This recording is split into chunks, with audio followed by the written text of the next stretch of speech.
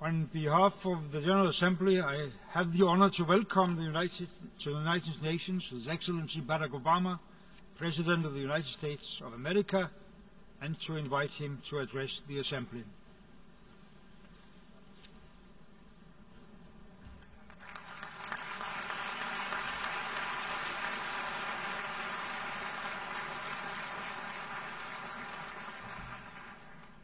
Mr. President, Mr. Secretary General, fellow delegates, ladies and gentlemen.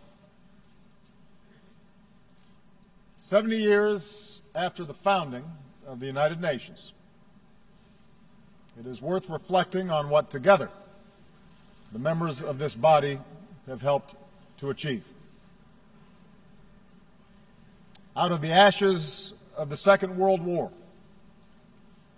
having witnessed the unthinkable power of the atomic age, the United States has worked with many nations in this assembly to prevent a third world war by forging alliances with old adversaries, by supporting the steady emergence of strong democracies accountable to their people instead of any foreign power, and by building an international system that imposes a cost on those who choose conflict over cooperation, an order that recognizes the dignity and equal worth of all people. That is the work of 7 decades. That is the ideal that this body, at its best, has pursued. Of course, there have been too many times when, collectively, we have fallen short of these ideals. Over 7 decades, terrible conflicts have claimed untold victims. But we have pressed forward, slowly, steadily, to make a system of international rules and norms that are better and stronger and more consistent. It is this international order that has underwritten unparalleled advances in human liberty and prosperity. It is this collective endeavor that's brought about diplomatic cooperation between the world's major powers and buttressed a global economy that has lifted more than 1 billion people from poverty.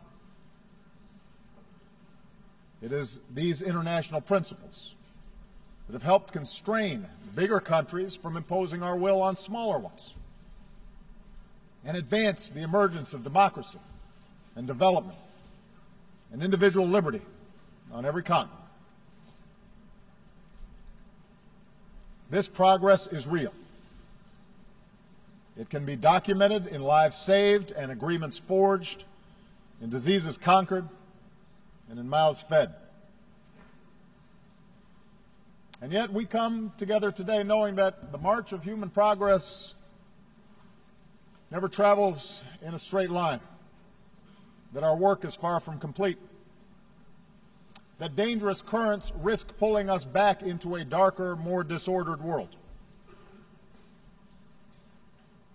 Today we see the collapse of strong men and fragile states breeding conflict and driving innocent men, women, and children across borders on an epic scale. Brutal networks of terror have stepped into the vacuum.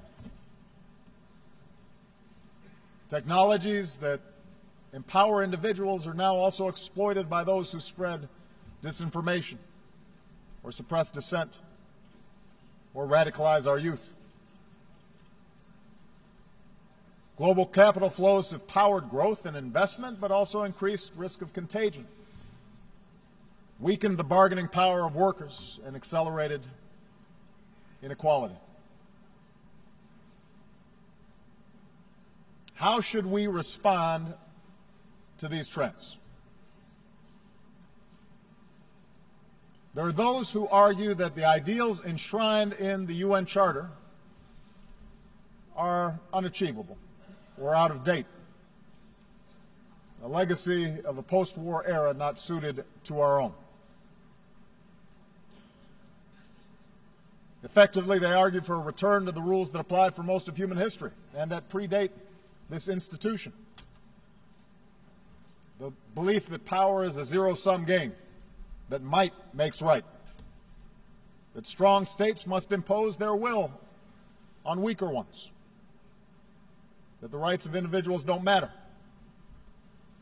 and that in a time of rapid change, order must be imposed by force.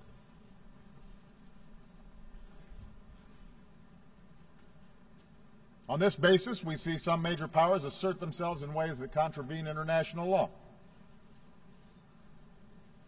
We see an erosion of the democratic principles and human rights that are fundamental to this institution's mission. Information is strictly controlled, the space for civil society restricted. We're told that such retrenchment is required to beat back disorder, that it's the only way to stamp out terrorism or prevent foreign meddling. In accordance with this logic, we should support tyrants like Bashar al-Assad, who drops barrel bombs to massacre innocent children, because the alternative is surely worse.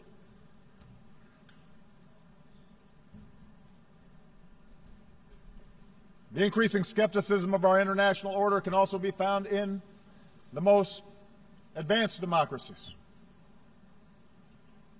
We see greater polarization, more frequent gridlock, movements on the far right and sometimes the left that insist on stopping the trade that binds our fates to other nations, calling for the building of walls to keep out immigrants.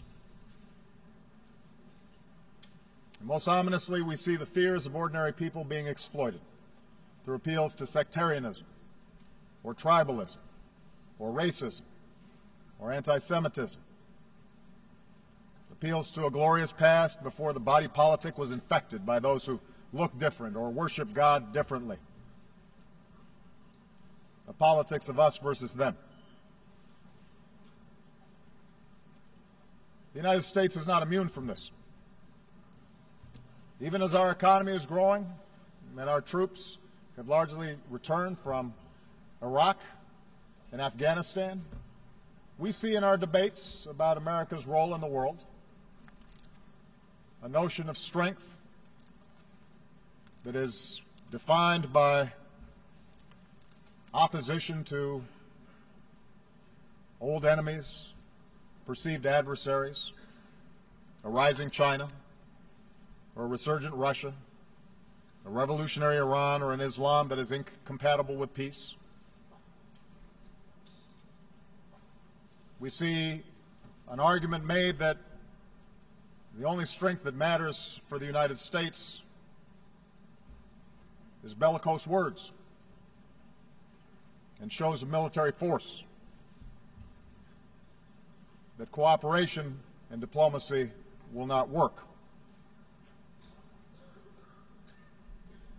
As President of the United States, I am mindful of the dangers that we face.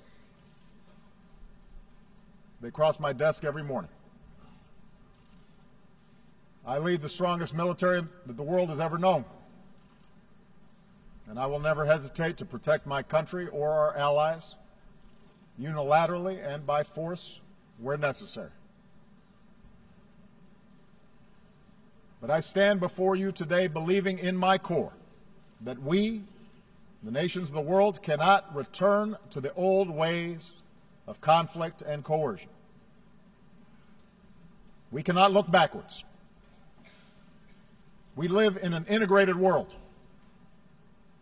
one in which we all have a stake in each other's success. We cannot turn back those forces of integration. No nation in this assembly can insulate itself from the threat of terrorism or the risk of financial contagion, the flow of migrants, or the danger of a warming planet. The disorder we see is not driven solely by competition between nations or any single ideology. And if we cannot work together more effectively we will all suffer the consequences. That is true for the United States as well. No matter how powerful our military, how strong our economy, we understand the United States cannot solve the world's problems alone. In Iraq, the United States learned the hard lesson that even hundreds of thousands of brave, effective troops, trillions of dollars from our treasury, cannot by itself impose stability on a foreign land. Unless we work with other nations under the mantle of international norms and principles and law that offer legitimacy to our efforts, we will not succeed. And unless we work together to defeat the ideas that drive different communities in a country like Iraq into conflict, any order that our militaries can impose will be temporary.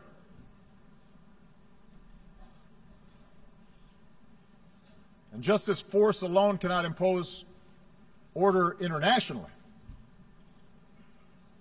I believe in my core that repression cannot forge the social cohesion for nations to succeed.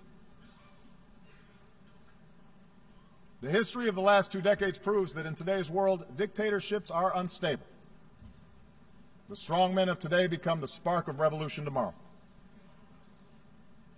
You can jail your opponents, but you can't imprison ideas. You can try to control access to information, but you cannot turn a lie into truth.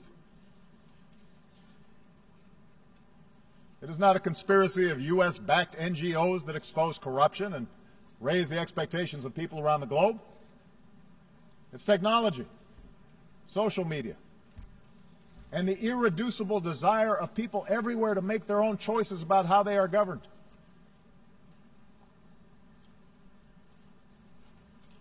Indeed, I believe that in today's world, the measure of strength is no longer defined by the control of territory.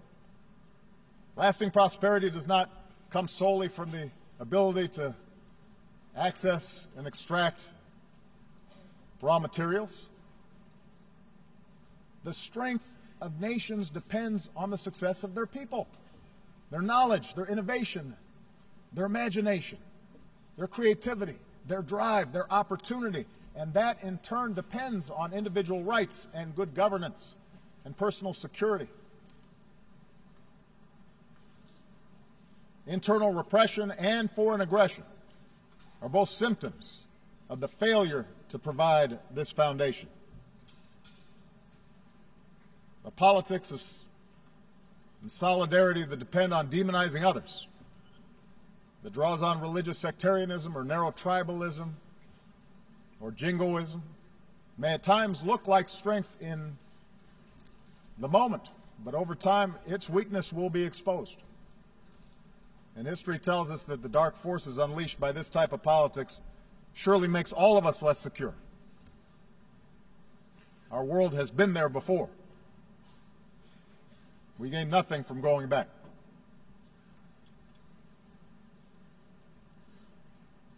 Instead, I believe that we must go forward in pursuit of our ideals, not abandon them at this critical time.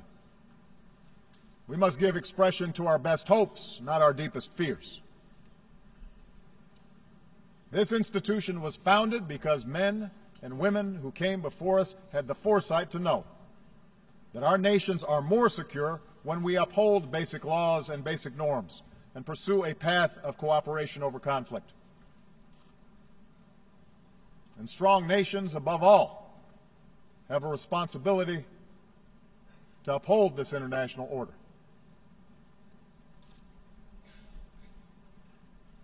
Let me give you a concrete example. After I took office, I made clear that one of the principal achievements of this body, the nuclear non-proliferation regime, was endangered by Iran's violation of the NPT. On that basis, the Security Council tightened sanctions on the Iranian government, and many nations joined us to enforce them. Together we showed that laws and agreements mean something. But we also understood that the goal of sanctions was not simply to punish Iran. Our objective was to test whether Iran could change course, accept constraints, and allow the world to verify that its nuclear program will be peaceful.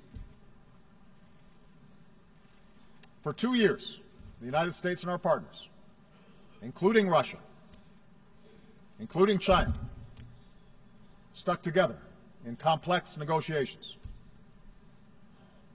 The result is a lasting, comprehensive deal that prevents Iran from obtaining a nuclear weapon while allowing it to access peaceful energy. And if this deal is fully implemented, the prohibition on nuclear weapons is strengthened, a potential war is averted, our world is safer. That is the strength of the international system when it works the way it should. That same fidelity to international order guides our responses to other challenges around the world. Consider Russia's annexation of Crimea and further aggression in eastern Ukraine. America has few economic interests in Ukraine. We recognize the deep and complex history between Russia and Ukraine. But we cannot stand by when the sovereignty and territorial integrity of a nation is flagrantly violated. If that happens without consequence in Ukraine, it could happen to any nation gathered here today. That's the basis of the sanctions that the United States and our partners impose on Russia. It's not a desire to return to a Cold War. Now, within Russia, state-controlled media may describe these events as an example of a resurgent Russia. A view shared, by the way, by a number of U.S. politicians and commentators who have always been deeply skeptical of Russia and seem to be convinced a new Cold War is, in fact, upon us.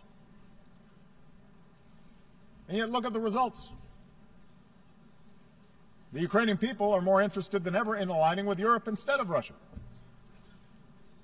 Sanctions have led to capital flight, a contracting economy, a fall in ruble, and the emigration of more educated Russians. Imagine if instead Russia had engaged in true diplomacy and worked with Ukraine and the international community to ensure its interests were protected. That would be better for Ukraine, but also better for Russia and better for the world, which is why we continue to press for this crisis to be resolved in a way that allows a sovereign and democratic Ukraine to determine its future and control its territory.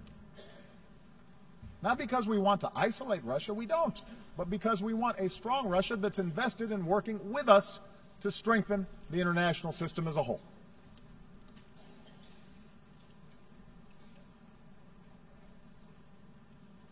Similarly, in the South China Sea, the United States makes no claim on territory there. We don't adjudicate claims. But like every nation gathered here, we have an interest in upholding the basic principles of freedom of navigation and the free flow of commerce, and in resolving disputes through international law, not the law of force. So we will defend these principles while encouraging China and other claimants to resolve their differences peacefully.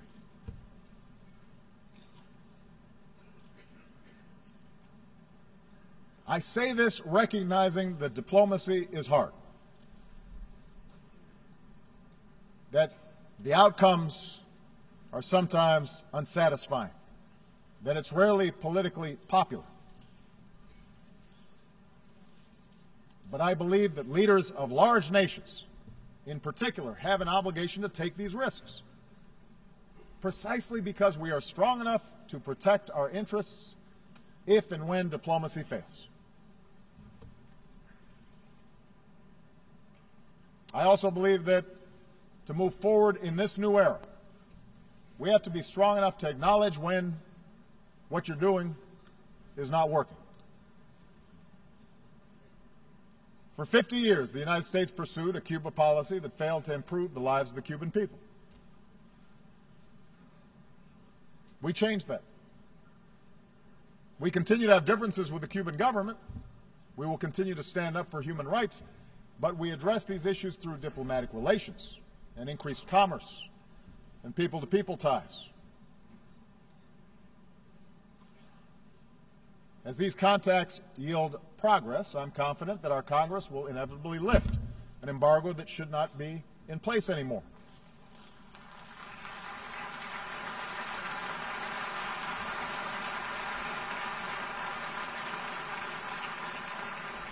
Change won't come overnight to Cuba, but I'm confident that openness, not coercion, will support the reforms and better the life the Cuban people deserve. Just as I believe that Cuba will find its success if it pursues cooperation with other nations. Now, if it's in the interest of major powers to uphold international standards, it is even more true for the rest of the community of nations. Look around the world. From Singapore to Colombia to Senegal, the facts show that nations succeed when they pursue an inclusive peace and prosperity within their borders and work cooperatively with countries beyond their borders. That path is now available to a nation like Iran, which, as of this moment, continues to deploy violent proxies to advance its interests. These efforts may appear to give Iran leverage in disputes with neighbors, but they fuel sectarian conflict that endangers the entire region and isolates Iran from the promise of trade and commerce. The Iranian people have a proud history and are filled with extraordinary potential.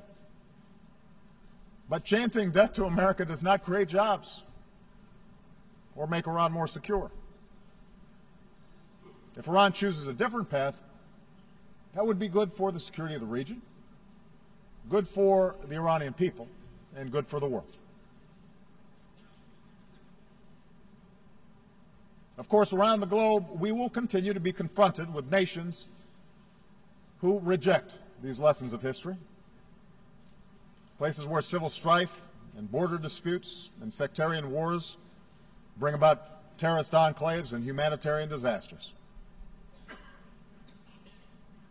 where order has completely broken down. We must act, but we will be stronger when we act together.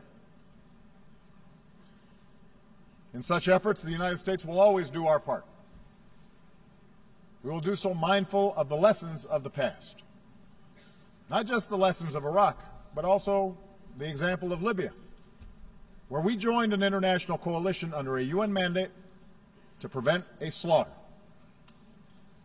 Even as we helped the Libyan people bring an end to the reign of a tyrant, our coalition could have and should have done more to fill a vacuum left behind. We're grateful to the United Nations for its efforts to forge a unity government. We will help any legitimate Libyan government as it works to bring the country together. But we also have to recognize that we must work more effectively in the future as an international community to build capacity for states that are in distress before they collapse. And that's why we should celebrate the fact that later today, the United States will join with more than 50 countries to enlist new capabilities: infantry, intelligence, helicopters, hospitals, and tens of thousands of troops to strengthen United Nations peacekeeping.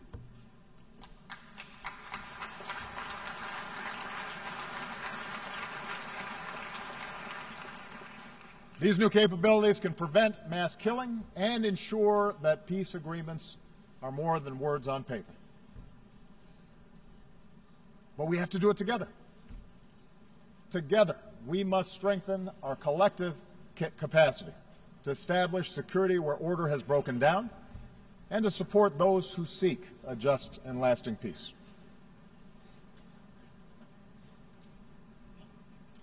Nowhere is our commitment to international order more tested than in Syria.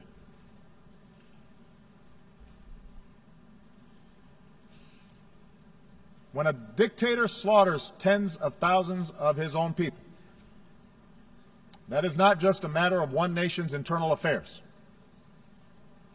It breeds human suffering on an order of magnitude that affects us all. Likewise, when a terrorist group beheads captives, slaughters the innocent, and enslaves women, it's not a single nation's national security problem. That is an assault on all our humanity. I've said before, and I will repeat, there is no room for accommodating an apocalyptic cult like ISIL. And the United States makes no apology for using our military as part of a broad coalition to go after them.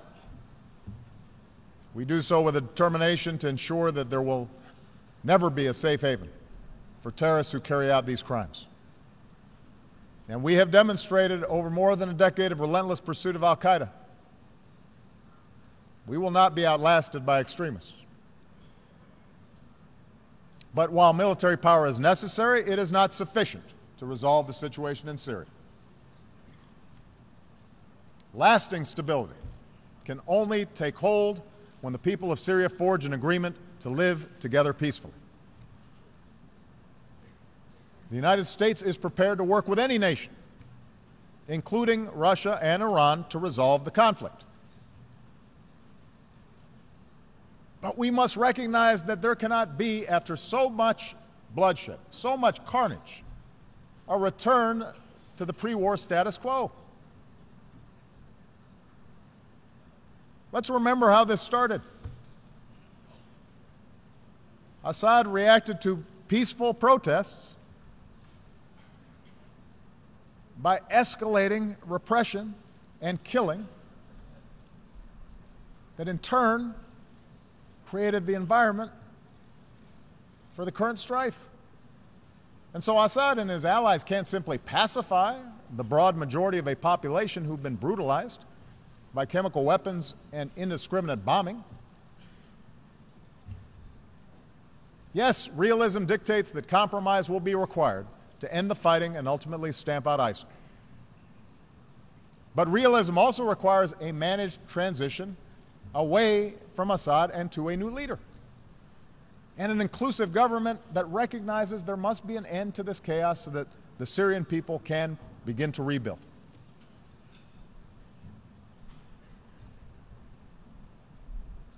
We know that ISIL, which emerged out of the chaos of Iraq and Syria, depends on perpetual war to survive. But we also know that they gain adherents because of a poisonous ideology. So part of our job together is to work to reject such extremism that infects too many of our young people. Part of that effort must be a continued rejection by Muslims of those who distort Islam to preach intolerance and promote violence. And it must also involve a rejection by non-Muslims of the ignorance that equates Islam with terror.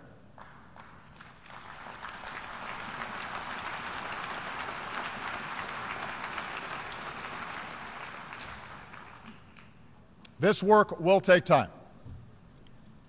There are no easy answers to Syria, and there are no simple answers to the changes that are taking place in much of the Middle East and North Africa. But so many families need help right now. They don't have time. And that's why the United States is increasing the number of refugees who we welcome within our borders. That's why we will continue to be the largest donor of assistance to support those refugees. And today we are launching new efforts to ensure that our people and our businesses, our universities and our NGOs can help as well. Because in the faces of suffering families, our nation of immigrants sees ourselves. Of course, in the old ways of thinking, the plight of the powerless, the plight of refugees, the plight of the marginalized did not matter. They were on the periphery of the world's concerns. Today, our concern for them is driven not just by conscience, but should also be driven by self-interest. For helping people who've been pushed to the margins of our world is not mere charity. It is a matter of collective security. And the purpose of this institution is not merely to avoid conflict, it is to galvanize the collective action that makes life better on this planet. The commitments we've made to the Sustainable Development Goals speak to this truth. I believe that capitalism has been the greater creator of wealth and opportunity that the world has ever known. But from big cities to rural villages around the world, we also know that prosperity is still cruelly out of reach for too many. As His Holiness Pope Francis reminds us, we are stronger when we value the least among these and see them as equal in dignity to ourselves and our sons and our daughters. We can roll back preventable disease and end the scourge of HIV/AIDS. We can stamp out pandemics that recognize no borders. That work may not be on television right now, but as we demonstrated in reversing the spread of Ebola, it can save more lives than anything else we can do. Together, we can eradicate extreme poverty and erase barriers to opportunity. But this requires a sustained commitment to our people, so farmers can feed more people, so entrepreneurs can start a business without paying a bribe, so young people have the skills they need to succeed in this modern knowledge-based economy. We can promote growth through trade that meets a higher standard, and that's what we're doing through the Trans-Pacific Partnership, a trade agreement that encompasses nearly 40% of the global economy, an agreement that will open markets while protecting the rights of workers and protecting the environment that enables development to be sustained. We can roll back the pollution that we put in our skies and help economies lift people out of poverty without condemning our children to the ravages of an ever-warming climate. The same ingenuity that produced the industrial age and the computer age allows us to harness the potential of clean energy. No country can escape the ravages of climate change. And there's no stronger sign of leadership than putting future generations first. The United States will work with every nation that is willing to do its part so that we can come together in Paris to decisively confront this challenge.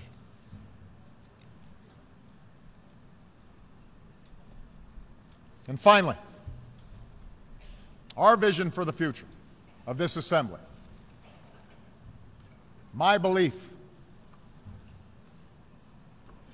in moving forward rather than backwards, requires us to defend the democratic principles that allow societies to succeed.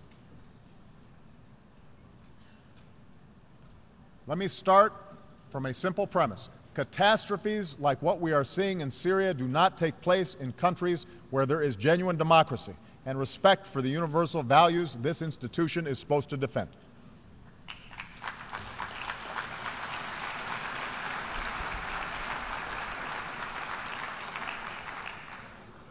I recognize that democracy is going to take different forms in different parts of the world. The very idea of a people governing themselves depends upon government giving expression to their unique culture, their unique history, their unique experiences. But some universal truths are self-evident. No person wants to be imprisoned for peaceful worship. No woman should ever be abused with impunity, or a girl barred from going to school. The freedom to peacefully petition those in power without fear of arbitrary laws. These are not ideas of one country or one culture. They are fundamental to human progress. They are a cornerstone of this institution. I realize that in many parts of the world there's a different view, a belief that strong leadership must tolerate no dissent, I hear it not only from America's adversaries, but privately at least I also hear it from some of our friends. I disagree. I believe a government that suppresses peaceful dissent is not showing strength, it is showing weakness, and it is showing fear. History shows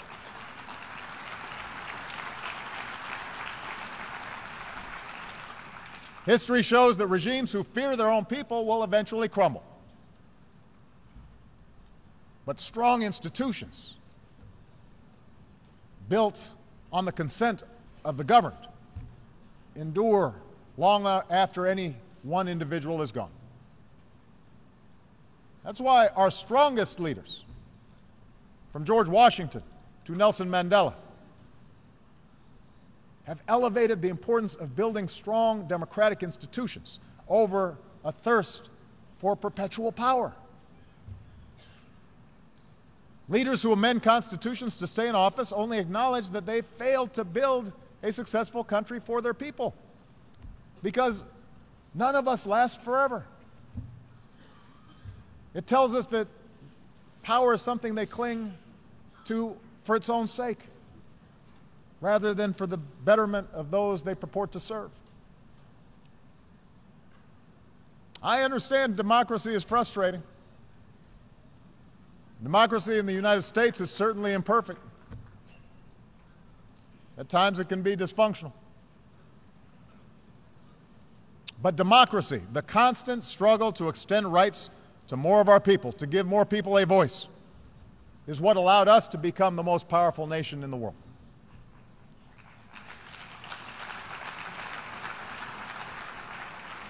It's not simply a matter of principle. It's not an abstraction. Democracy, inclusive democracy, makes countries stronger. When opposition parties can seek power peacefully through the ballot, a country draws upon new ideas. When a free media can inform the public, corruption and abuse are exposed and can be rooted out. When civil society thrives, communities can solve problems that governments cannot necessarily solve alone. When immigrants are welcomed, countries are more productive and more vibrant. When girls can go to school and get a job and pursue unlimited opportunity, that's when a country realizes its full potential.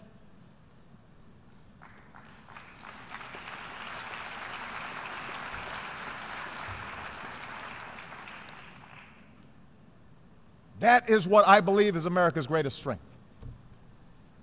Not everybody in America agrees with me. But that's part of democracy.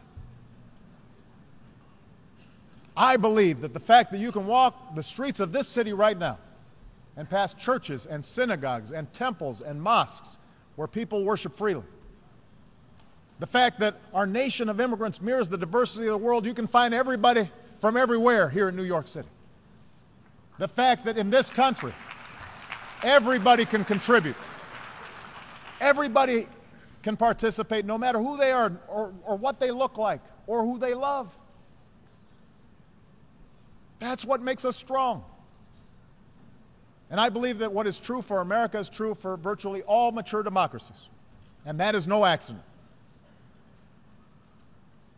We can be proud of our nations without defining ourselves in opposition to some other group. We can be patriotic without demonizing someone else. We can cherish our own identities, our religion, our ethnicity, our traditions, without putting others down. Our systems are premised on the notion that absolute power will corrupt, but that people, ordinary people, are fundamentally good, that they value family and friendship, faith, and the dignity of hard work, and that with appropriate checks and balances, governments can reflect this goodness. I believe that's the future we must seek together. To believe in the dignity of every individual. To believe we can bridge our differences and choose cooperation over conflict. That is not weakness, that is strength.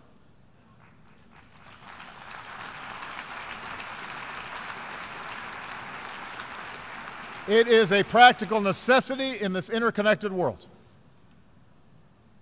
And our people understand this.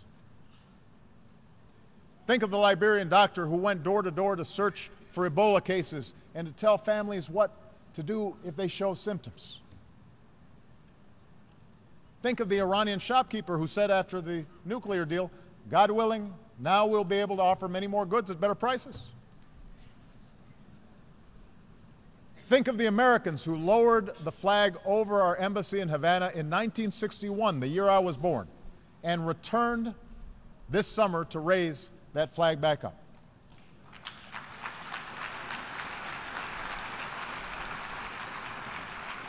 One of these men said of the Cuban people, we could do things for them and they could do things for us. We loved them.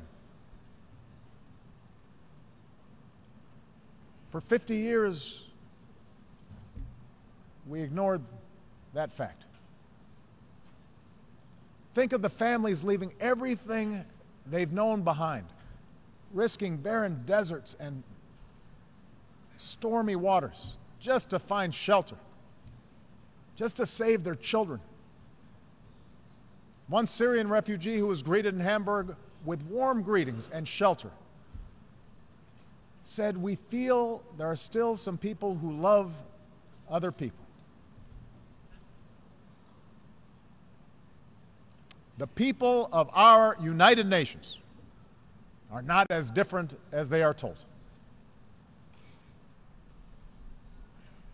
They can be made to fear. They can be taught to hate. But they can also respond to hope. History is littered with the failure of false prophets and fallen empires who believe that might always makes right. And that will continue to be the case. You can count on that. But we are called upon to offer a different type of leadership. Leadership strong enough to recognize that nations share common interests and people share a common humanity. And yes, there are certain ideas and principles that are universal. That's what those who shaped the United Nations 70 years ago understood. Let us carry forward that faith into the future, for it is the only way we can assure that future will be brighter for my children and for yours. Thank you very much.